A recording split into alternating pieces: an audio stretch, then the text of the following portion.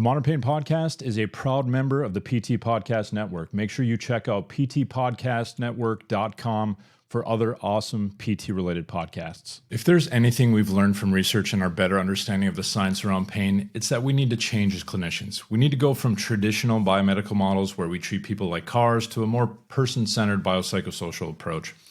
We need to look beyond biomechanics and pathology and work towards understanding unique people and how their unique stories can impact their biology and in turn pain. For me, it's always been a little bit helpful and even probably therapeutic to talk to others who've navigated that journey well. This week's guest, Craig Liebenson, is someone who has adapted his practice and teachings a ton, as it's become clear that we need to bring the humanity back to healthcare. In this episode, you'll hear Craig's background in philosophy and how his practice has evolved. We discuss the importance of behavior change and how adopting a patient-centered model is a must in clinical practice. There are a ton of challenging contexts clinicians practice in that make it hard for them to practice in a person-centered model. You may be surprised what he tells his students who are struggling to provide people with the time and attention they need. Hearing Craig's story and perspective will give you a great example to follow and better your own practice. Enjoy the episode. This is the Modern Pain Podcast with Mark Kargela. Welcome to the podcast, Craig. Mark, it's a pleasure. You know, we were talking before this. This has been a long time coming. I think you and I have had traded, messages and social media posts, commenting back and forth on each other's stuff. Like-minded individuals. So I said, man, we got to get Craig on because we always have these kind of somewhat abbreviated discussions. So today we'll have a much more in-depth discussion on some of the things. I think we share a lot of similar viewpoints, so hopefully you guys will find some value in this stuff. But before we get into the discussion, Craig, I'd love to hear kind of where you're at, what you're up to, and then we'll get into some questioning about your journey because I think yours is somewhat similar, it sounds like, to mine. But what are you up to? Where are you at? I'm in Los Angeles. I'm a chiropractor, and things I'm working on right now are really transferring the teaching towards my co-faculties, Ryan Chow, Donald Mull, Katie Dabrowski, multidisciplinary team. I'm 63 years old now, so where I'm at is it's time to kind of pass the torch to the next generation, and I feel really excited about the community. I feel really excited about where our musculoskeletal space is headed, although I'm charged with the insecurities and the imposter syndrome and the angst about how slow knowledge translation is. And I think that just keeps my passion burning.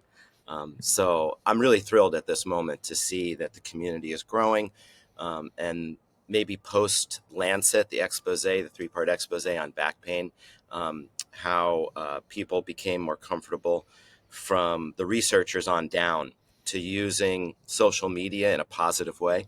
So I don't know why I'm optimistic. There's really no reason for me to be optimistic, but I am.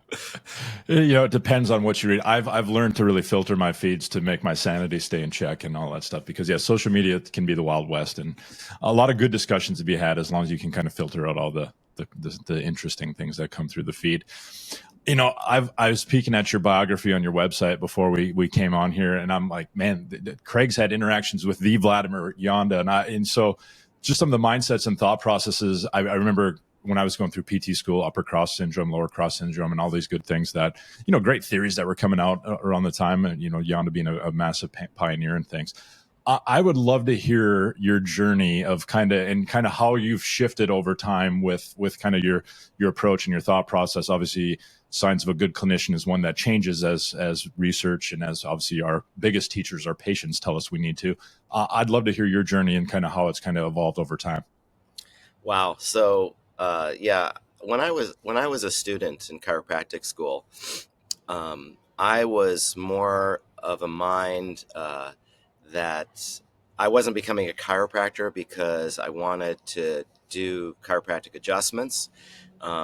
I wanted to be an alternative medicine practitioner. I felt that in healthcare, I already had an idea in healthcare that we couldn't really trust the status quo. And so that has stuck with me throughout. I always challenge the status quo. And so one thing led to another. I got exposed to Kim Kaur's work on neurobiologic mechanisms of manipulative therapy, an osteopathic researcher, and that opened me up to a broad view of the locomotor system, which eventually led to being exposed to Dr. Carol Levitt and Professor Yanda's pioneering work. Now, fast forward, I always appreciated Gordon Waddell's ideas about the biopsychosocial model. So it wasn't really like a binary thing where I was a mechanist and then I understood the psychosocial or enactive or ecological approach. But I think that what happened, and I think I'm guilty of this more than Vlad was, Professor Yanda. He had an eye. He was able to observe people move, like their gait, and identify that there was some baselines that maybe were contributors.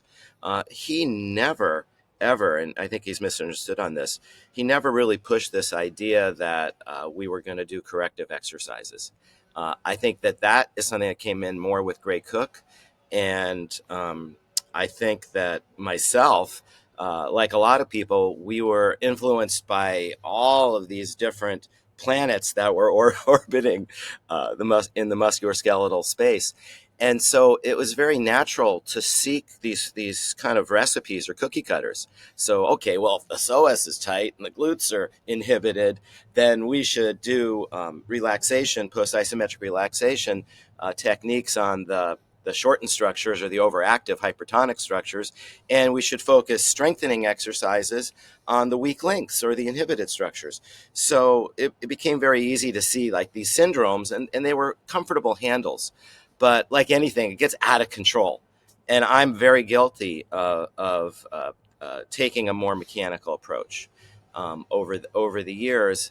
And I think Gordon Waddell knew that we were never given really a good handle for the social. We had the psychological. We knew anxiety. We knew fear. We knew fear avoidance beliefs and abnormal illness behavior from Vlayan and other great researchers. But we didn't understand that behavior change, like Lorimer Mosley says, that's the game. That's the game that we're in, is behavior change game. And we're not equipped. And the fix-it approach winds up sabotaging a lot of people, because now we see people. So if we come full forward, we see people that like, well, I can't do that exercise because I have this imbalance. And until I release this, my QL, my psoas, my traps, whatever, fill in the blank. I even body weight exercise, even, yellow band, TheraBand exercises, people feel fragile. And so I think what we've discovered is that we overemphasized biomechanics and we ignored physiology. And even though we were aware of psychology, because we ignored physiology, we didn't realize that if you give people gradual exposures to feared stimuli, the tissues will become not only more resilient and robust through adaptation, but you're concurrently addressing the psychological, because you're enhancing tolerance or intolerance. You're lowering their tolerance while you're increasing their capacity. And now you're marrying the physiology and the psychology. And so these handles, mechanics, physiology, psychology, they're all part and parcel. But by ignoring physiology, we were pushing the boulder uphill. And I think we're still struggling with the social, how to create accountability, how to give support. And you and I could spend the rest of this hour talking about behavior change and what a challenge it is.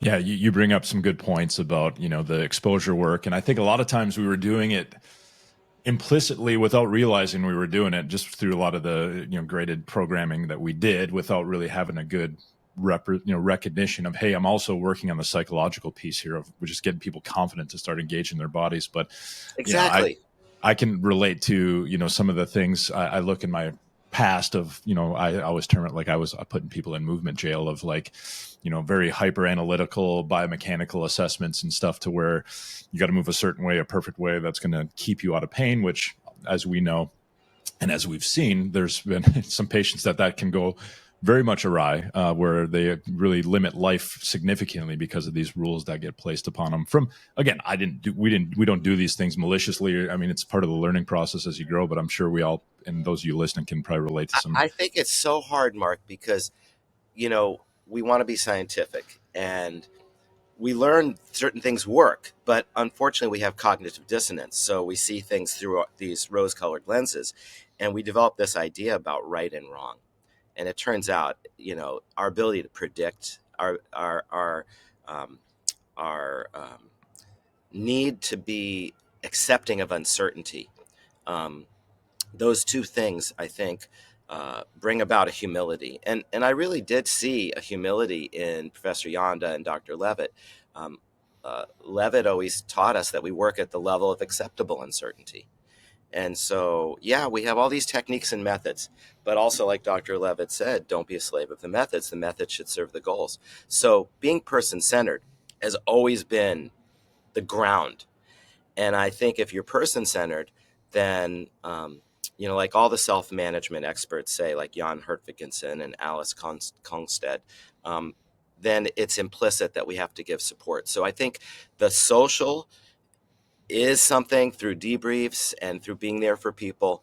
I give my cell number to people. I want text debriefs. I know it's a tough journey. I know resilience doesn't mean I fixed anything. Like this fix-it mindset, we ain't fixing anything. People's pain, like Bronnie Lennox Thompson says, and you just had her, it was a brilliant podcast. I hope everybody watches that. This approach from acceptance and commitment therapy, that we have to accept that we're not curing, we're not fixing. Pain will do what pain does, as Bronnie says, and to help our clients see and recognize and appreciate, acknowledge and accept that we're not really influencing the episodes. The episodes will run a course, like colds and flus. Like Deo said years ago, the great evidence-based spine expert, we should look at back pain more like diabetes or asthma. We're helping people cope and manage and live their life. And so that's the social. We want to get people back to participation at whatever level that is. Yeah, you bring up some good points about, the clinician. And I think I've been this clinician too, where I just clutched on this model and approach because I don't think I was ready to accept that uncertainty. I mean, there's a little bit probably of an ego thing that's involved. I know for me, I wanted to feel like I was arrived, that I was this master clinician who, everybody looked up to clinically and referred me their patients and all these things. So to admit this, I guess I looked at it as like this weakness of like not having the answer. Like you need to be able to swoop in this room and like, I've had the beliefs of all sorts of things around manual therapy of like, I can see that dysfunction across the room with, that's a facet of L4 or 5, whatever. But, just the humbling experiences of patient after patient and going through, the highest level of training here and still seeing it, kind of not fall flat for a lot of patients who have obviously things more complex than that. What was your like transformational, did you have any like specific patients or were there specific things you came across that really kind of smacked you on the head of like, man, I need to kind of change the way I'm looking at things? Or has it just been a gradual thing over time for you? We see the younger generation today talk about facing imposter syndrome. And I don't think that any of us, if we're honest, can ever say that we could tell like this person would respond to sacroiliac or, general cavitation or, muscle relaxation or advice to meet the PA guidelines. So in terms of myself, I feel like I think my superpower is that I've always known that I didn't know, and that's driven me to be a seeker for knowledge. Um, and I've always felt like an imposter. I'm just trying to be there with people, and I think the transition isn't from thinking I knew to thinking I don't know. Um, but I think what it really is from being more explicit and comfortable in that space of acknowledging that uncertainty with people um, being somebody who's not dismissive. So, if you tell somebody, well, it's going to run a course, and you say it in a way where it's just matter of fact, well, that's dismissive. So, finding that kind of heart center where we're really, really giving care and sharing our space with people. So, maybe not even in a way that is full on empathy, more compassion. So yes, we are aware of the landmines. So it's not just we're understanding where they are, which is empathy, but we also want to provide some leadership from our experience and our knowledge, and help them establish a beachhead and show them a roadmap. Like, there is a roadmap. I think the biggest roadmap pivot is really the ACT one for me, and what I'm learning from Bronnie. This idea about resilience, about acceptance, and it's gonna occupy me for the next 20 years to tell people and we don't say it this way, but that in reality that they're gonna have to accept the pain. Like, pain is normal. Your body's built to last, it's not built to break, but that you can function. That is, I mean, I'm not equipped for that. So I am the biggest imposter. But I feel like that's the road. The road forward is people are going to be 70, 80, 90. Can they stay in the game? Can a 75-year-old plays golf right now who is I'd say I can think of a picture right now. I have a woman I'm working with, 75, trim, didn't get the memo about sarcopenia. And so she does Pilates or bar method, does some cardio, plays golf, doing what she loves socially. But now I'm realizing, and again, it's motivational work that I'm not trained in.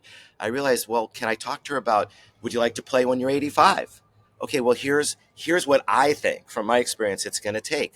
The science tells us that if we build muscle mass now, biologically, your biological age will get younger. You can blow out fewer candles at your next birthday than your last birthday. It's a biomarker, and it's the low-hanging fruit for you. So is that a dysfunction that we're correcting? No, but it kind of is.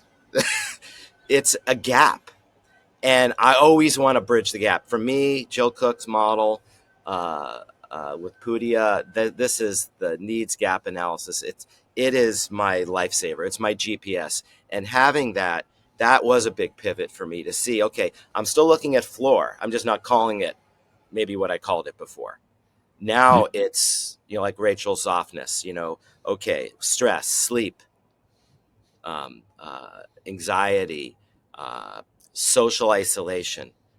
These factors are just as important as strength, just as important as hitting the PA guidelines, being a non-smoker, etc. So there's a limited number of these things. There's probably less than 10 of these, Mark. And that's where I really pivoted away from the mechanical towards these things that can wind up pain and are actually also the same thing that are accelerating age. We're older, younger. And that also is just a gift to all of us in the musculoskeletal space. The silver lining is people see us for pain, and we get to talk to them about how to make their health span last their lifespan. You bring up some good points around ACT, and I love your approach because it's, you're bringing in a lot of lifestyle medicine type, pillars and different things like that.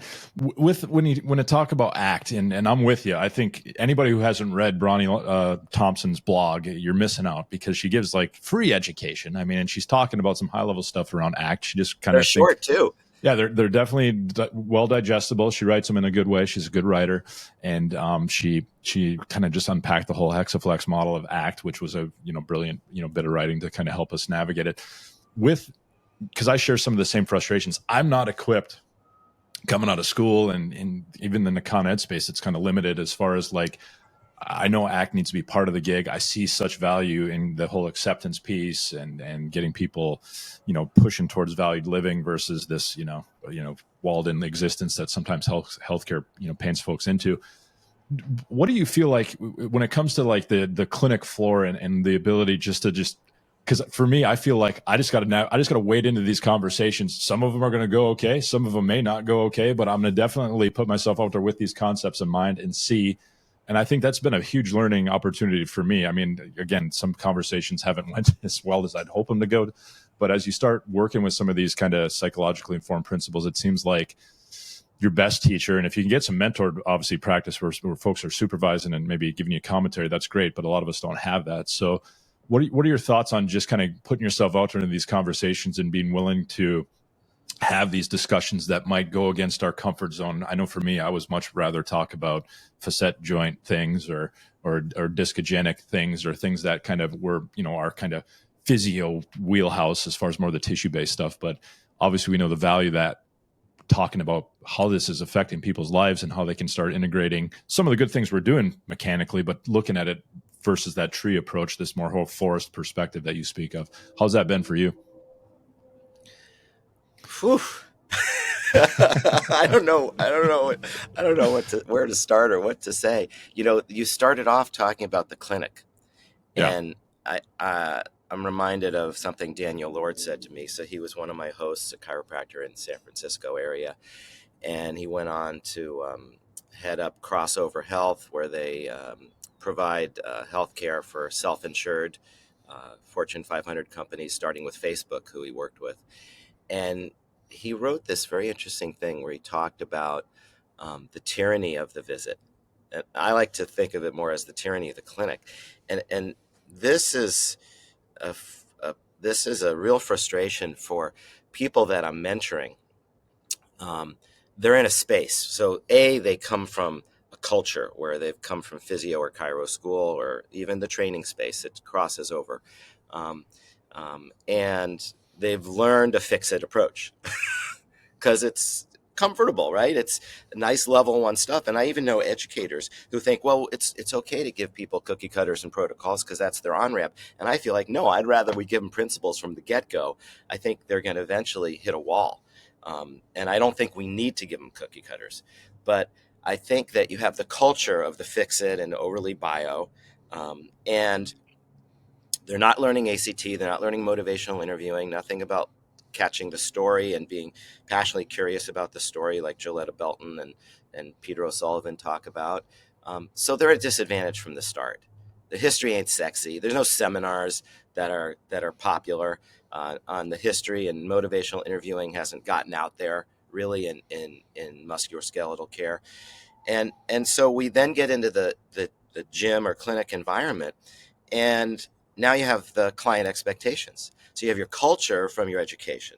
Now you have the client expectations. And probably since the 60s or 70s, patients of physiotherapists and chiros, they want the ultrasound, they want the stim, they want the laser, they want the dry needling, they want the rub, and so you now have the client expectations, and then you have the person you work for, which in chiro, maybe, somebody who's, brought you in as an associate, or in physio, it's like more corporate even, or maybe you're in a hospital, and so, we talk about the social and vested interests. So there's the cognitive dissonance and the status quo situation of what we learned, and it's hard to de-implement what we learned and implement new stuff, and therefore to translate knowledge.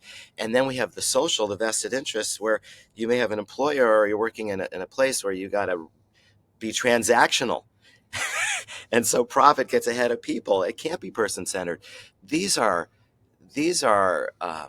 things which lead to burnout and are a ball and chain. And so we tell all our mentees that they have to leave. They have to become independent, that they will not be able to succeed in those environments. That ecology is going to make them feel like imposters if they're young. It's going to burn them out if they're seasoned. They need to strike out on their own. And so there is like a line in the sand, Mark. And we've only realized that because the transactional model is a dead end. And so when we're truly person-centered, it's all, to use the word you just mentioned, It's got to be value based. So what is value? So, we had Lisa Ann did a beautiful podcast recently. I forget her last name, on value and what people value. And that's what we're trying to ascertain. Ascertaining value is a big part of this brilliant podcast. And I'll give you the link later. But ascertaining value, finding out what matters to people, determining what matters, measuring it if we can measure it, and then creating a plan to bridge the gap from what they have to what they need, and guiding them through the process. These are principles. It's not about protocol. It's not a cookie cutter. And that's such a, and principles will make it easier. So it's not that it's harder. If you're principle based, it will free you. I know, and it's an uncomfortable jump, because it's almost like people are mooring themselves away from or unmooring themselves to this harbor of safety, that these like very rigid cookie cutter thought processes are, and you just got to navigate the seas. But if you have principles, it puts you in a very seaworthy boat, I guess you could say, that will help you navigate that, where when you're experiencing turbulence and all the things that day-to-day clinical practice has, you have some principles, because that's where cookie cutters fall short on the complexity of human beings rolling through our clinics. There are just cookie cutters that there is no cookie cutter for unique people. It's just, you got to be able to kind of adapt, like you said, principles of things. And it's just a hard jump. Yeah. I love the fact that you're engaging your mentees and helping them, because I have to walk a delicate line, because I'm in the university and we have relationships with some clinics, because we're always trying to help our students gain clinical exposure in their clinical placements and stuff. So, but I see some of these places where, how do you even have a conversation with a person in these situations? And then like the workload and productivity and things. And it's a tough one. And I've had to kind of politically, it's almost why like, is it, why else wouldn't it be, Mark, that we only get 14% of evidence in practice over 3 decades?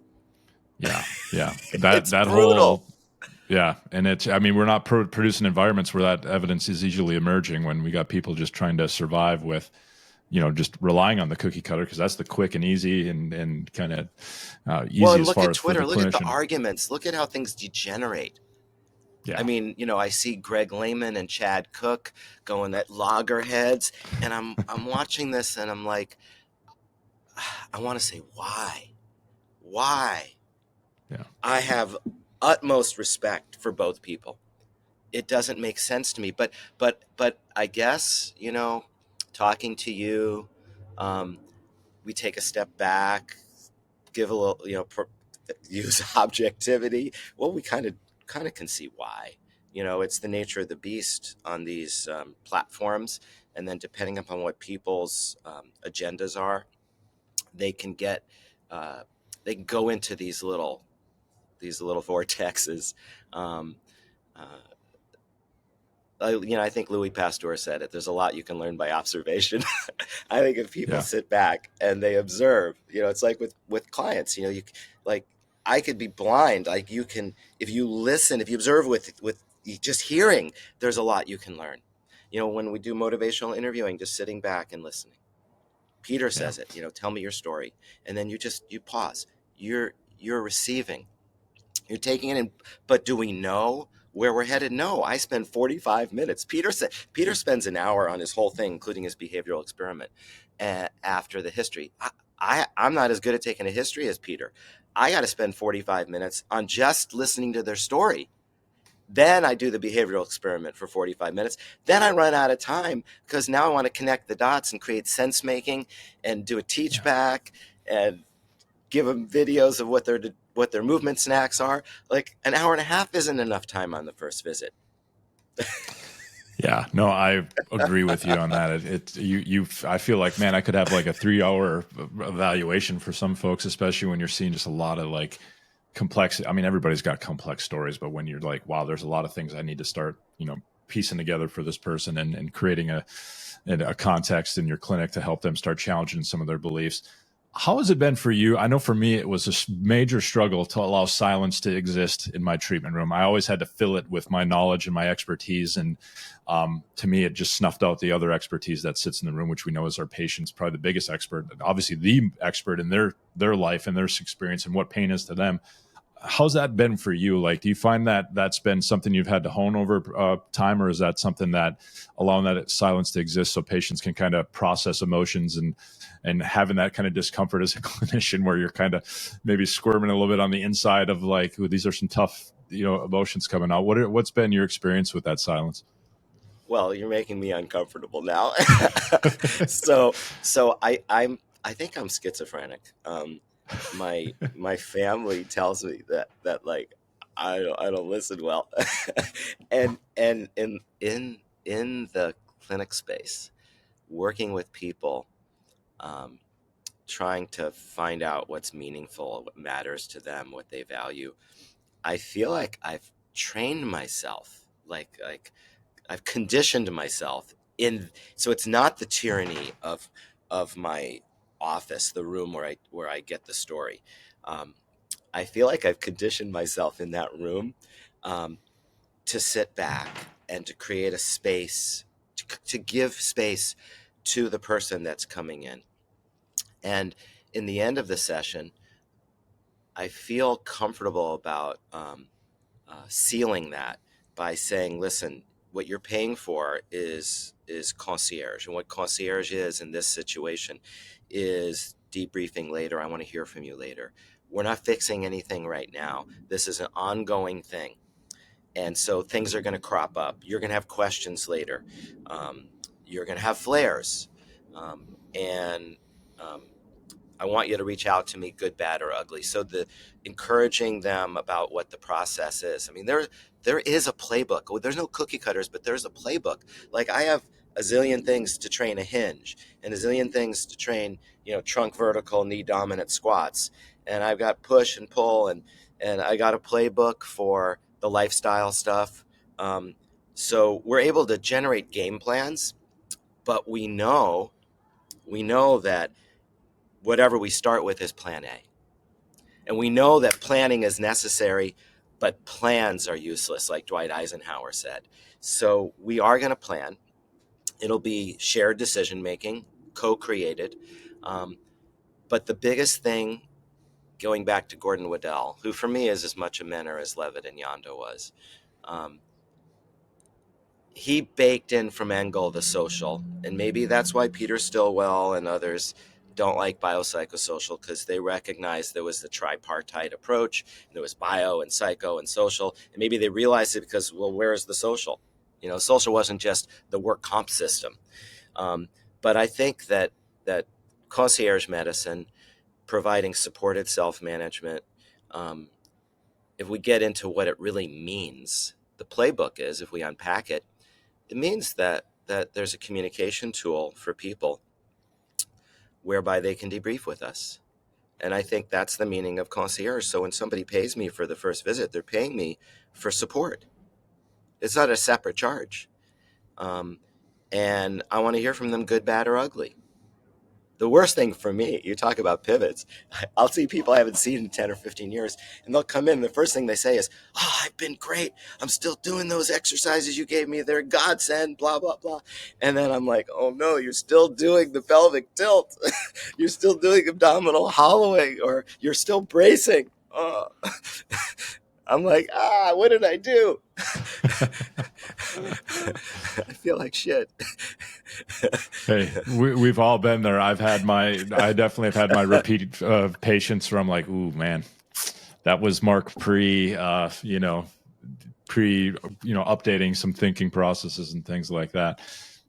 Let's bring it to research a little bit, because you mentioned some of the frustrations of how that gets into practice and different things. One of my thoughts, and I talk to people, like I feel like sometimes research isn't telling us anything super new. I mean, I think we have a lot of information out there, and I mean, and then maybe it's because I think sometimes we keep beating the same horse of pit one intervention versus another with people who are very biased towards one intervention, and lo and behold, that intervention's better than the other one. But where do you think we need to move in research? And I know it's the eternal question of how do we shorten that gap, and of how long it takes to get the research into practice, and then the limited amount that even enters practice. What are your thought processes, and where do you feel we need to go on that front? Don't get me started. This is like a whole nother pod. Can of worms. First of all, as we kind of spoke about. There's the culture of the schools, and it may be worse in Cairo school, but there's a lot of things that are a lot better in Cairo school. But one of the things maybe that's worse in Cairo school is, we don't have endowed faculty. The schools are now universities, but that's a newer thing culturally. But what is being taught in schools is not up to date. The Lancet is now how many years old, Mark? And Oh gosh, who's yeah. aware of that are teaching in schools, at least in Cairo schools? It's an abomination. Um, so, that's number one. But Peter O'Sullivan, if we skip ahead and don't talk about the schools, Peter, in his recent publication about cognitive functional training, showed the beginnings of what it takes. So he's with people that didn't know CFT, and it's a 3-month process for them to become minimally competent. They're doing videos of them interacting with people so they can show them uh, their body language, their tone of voice. It's like PNF, like tone of voice matters. Inflection matters. It's not just what you say, it's how you say it, it's how you act, and then how you can see the responses in people when somebody has a fixed mindset. If the client has a fixed mindset, the patient has a fixed mindset, how the physio handles that. If the person's expecting a quick fix, is super anxious, has a lot of fear, or they're more of a know-it-all, this is so complex. And so for cognitive functional training, which would apply to other approaches like ACT, 3-month journey to minimal competence, a lot of debriefs along the way with the clinicians as they're sharing struggles. They're sharing videos of interactions. They're getting feedback from Peter and his team.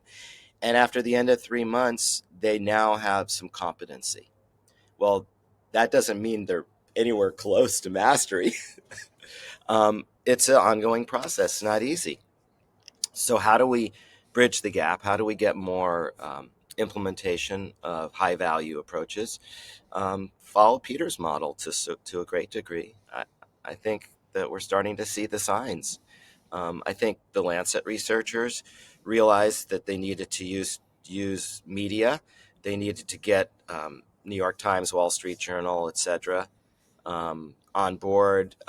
They needed to make their PowerPoints more sexy. They needed to do a Twitter storm, not leave social media to knuckleheads.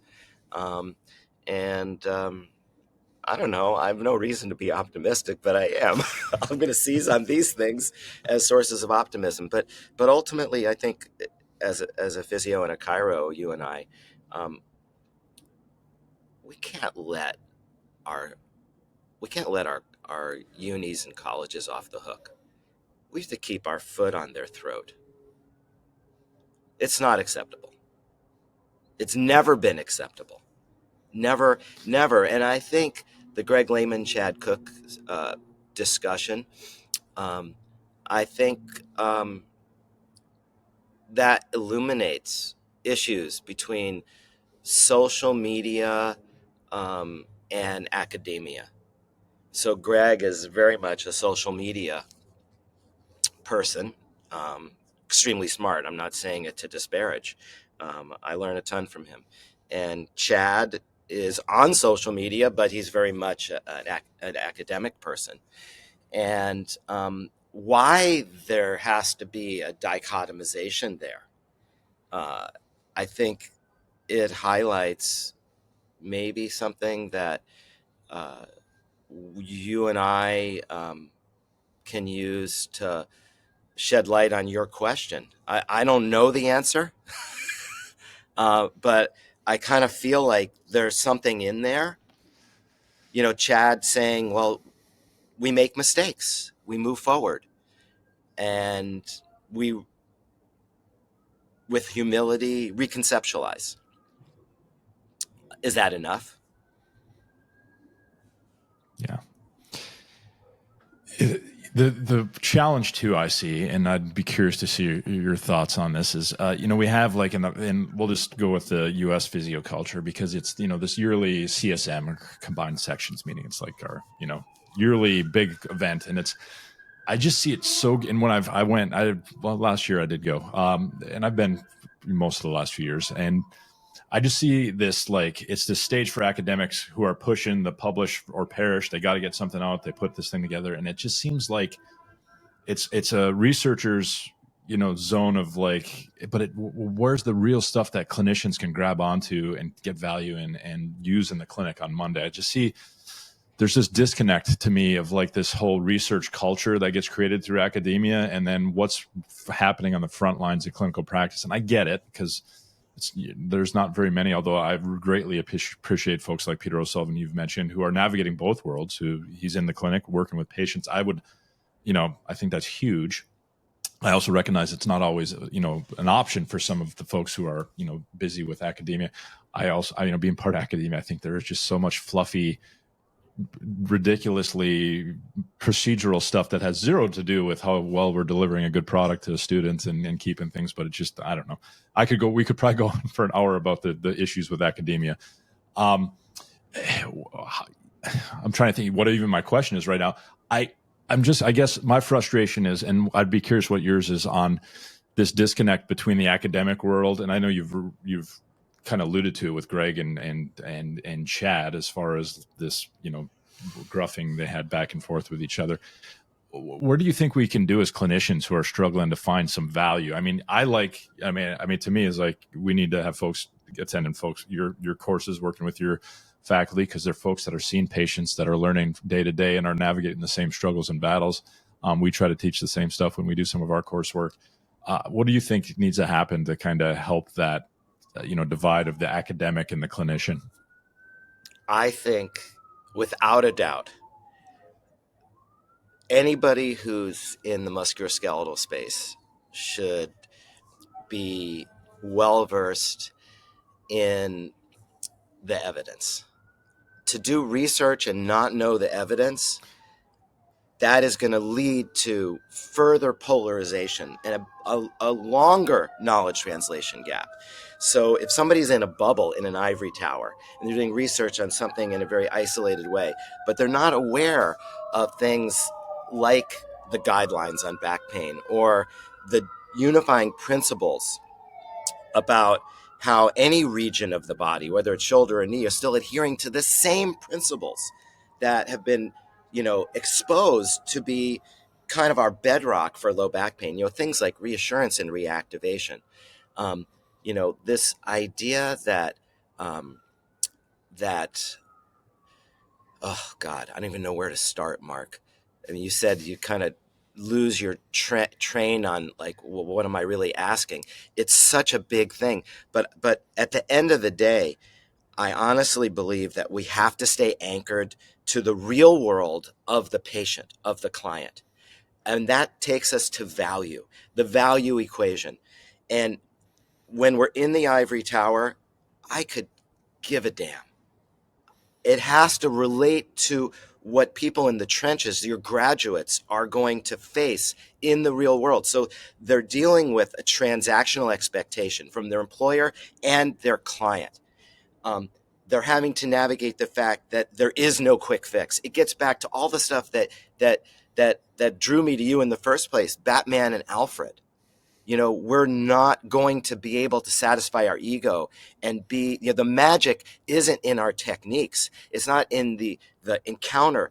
It's in the empowerment. It's in, as you said earlier when we started today, it's the self-efficacy we give people, the feeling that they're resilient. So if we reassure people, if we activate them, if we make them feel resilient so that they can spring back from the ashes when flares occur, which will occur, then we build in them kind of the anti-fragility that will help them handle novel things that we can't anticipate. That's the uncertainty.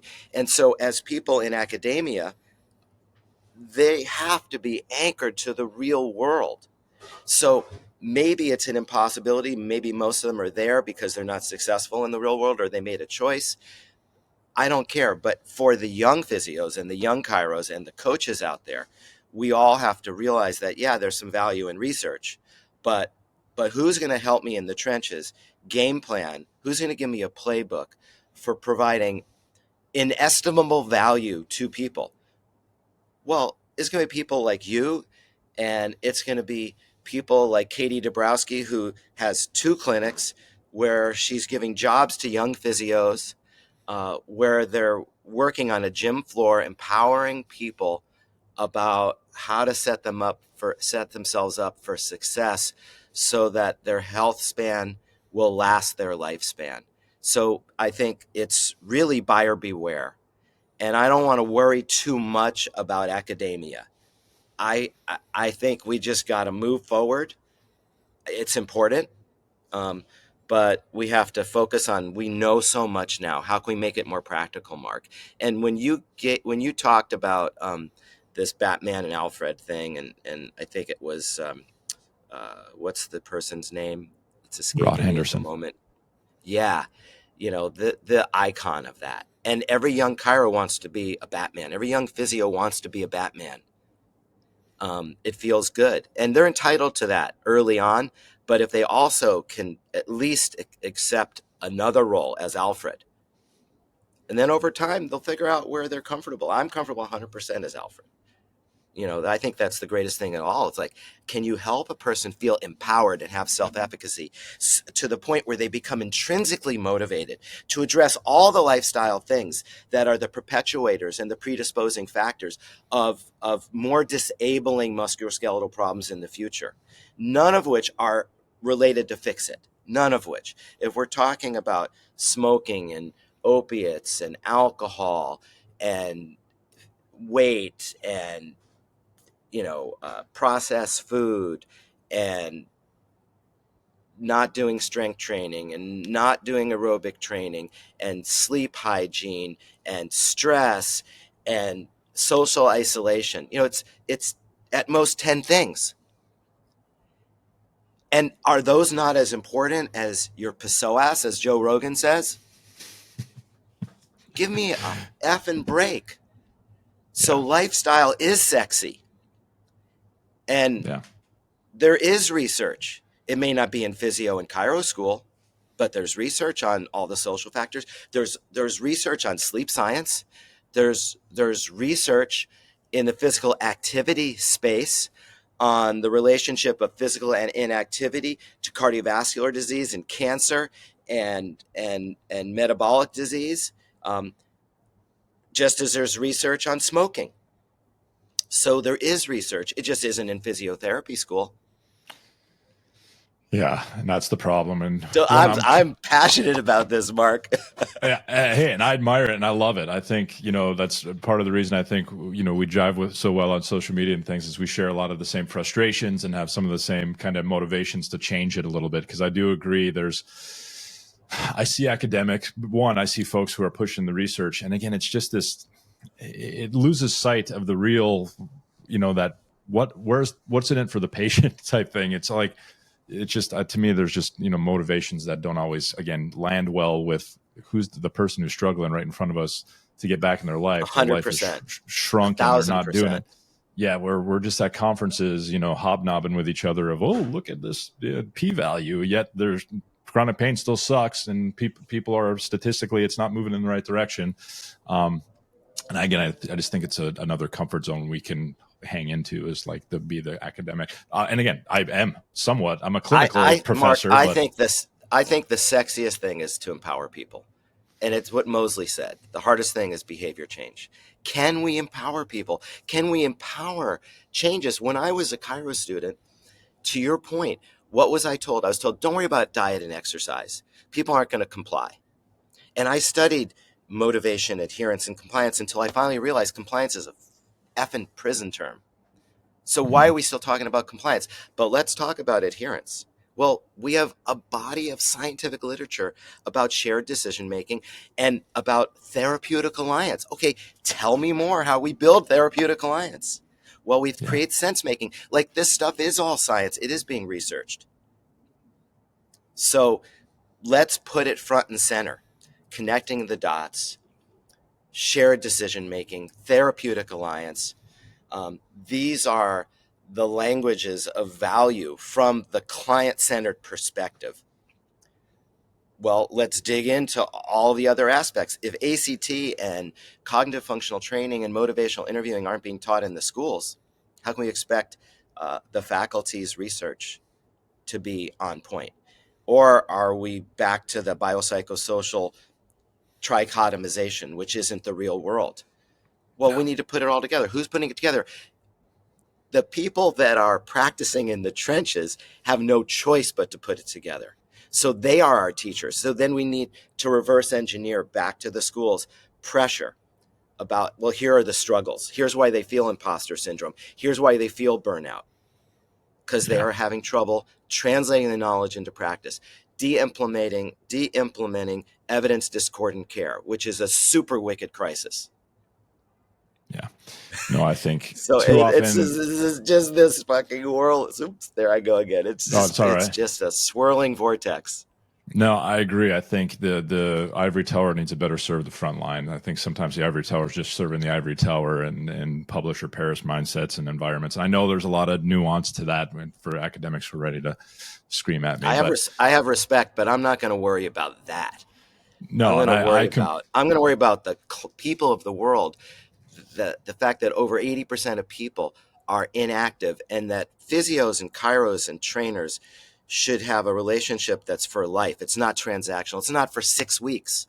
That whole 6-week transactional thing, you're a better clinician because your PVA, your patient visit average, is low.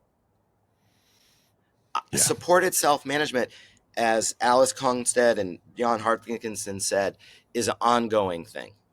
So we need to learn from trainers. Being a positive health coach is for clinicians. The idea that trainers are beneath us, no, we need to, ethically speaking, we all need to be this Alfred figure that empowers people about the lifestyle approach. 82% of people do not meet the PA guidelines, and we're worried about PRI and DNS and subtle biomechanics and kinesiopathology. We need to recommend to people the safety and efficacy of general physical activity advice, and use the musculoskeletal pain episode as for its silver lining. Hey, your pain's going to do what it's going to do. Let's nourish the tissues. The motion is the lotion. This is an exciting time. Yeah. But not if we're a hostage of all the entrepreneurial seminars or limited by just what we learned in school. Completely agree. I think there's a lot to be excited about, and sometimes I get too curmudgeon-y and bitter over some of the things that aren't going right. You're not. But I think, like you said, if we can make Alfred sexy, I think that would make a big dent in it. And I think we just still have this culture in physio, I know for sure, where dry needling is the current craze. And again, I'm not completely against it. I don't think it's anything new that's going to be some amazing change in the statistics that continue to trend the way they do, but that's just us searching for some sort of security of, well, I'm going to latch onto this and clutch it because you'll never have a short supply of people that'll get excited over whatever you're confidently peddling as a clinician. But if we realize it's probably that confidence in the context versus the specialness of the intervention, but that's a whole nother episode. I want to respect your time today, Craig. I know you're busy and you got a million things going on. Maybe we have to have an episode 2 down the road and have some further discussions on some things. But for those of you folks who are interested in kind of learn a little bit more about you and your teachings and your practice, where can they find you? People can contact me on social media at Craig Liebenson, CraigLiebenson, so they can DM me. Twitter or Instagram. They can go to First Principles of Movement, the website, and there's a lot of free content there. We did a high value webinar series on telehealth and really the Batman versus Alfred approach, where I brought in guests like Lorimer, Matt Lowe, and other people. Peter Stillwell dropped in. We had an amazing group of people. So everybody was a very captive audience and a hostage, and we have almost 30 hours of content that's free that they can get access to through the website. So I'm out there. Yeah, we'll link all of Craig's contact information, his website, and all that stuff, because it's something you should all check out. I think Craig's doing some great stuff, and we're greatly appreciative of all the things you're doing, and keep it up, Craig. Thank you, Mark. It's been a privilege. Thanks for tossing me a vine. Absolutely. Happily do it, and we'll do it again sometime. For those of you who are listening, we'd love to have you subscribe to whatever you're listening on, whether it be a podcast or on YouTube. And if you can spread this episode to maybe somebody else who's in the front lines of the clinic, struggling, burning out, and all these things, and see that there's maybe a silver lining and an alternative way of getting about it, we'd greatly appreciate that. But we'll leave it at that this week. We'll talk to you all next week.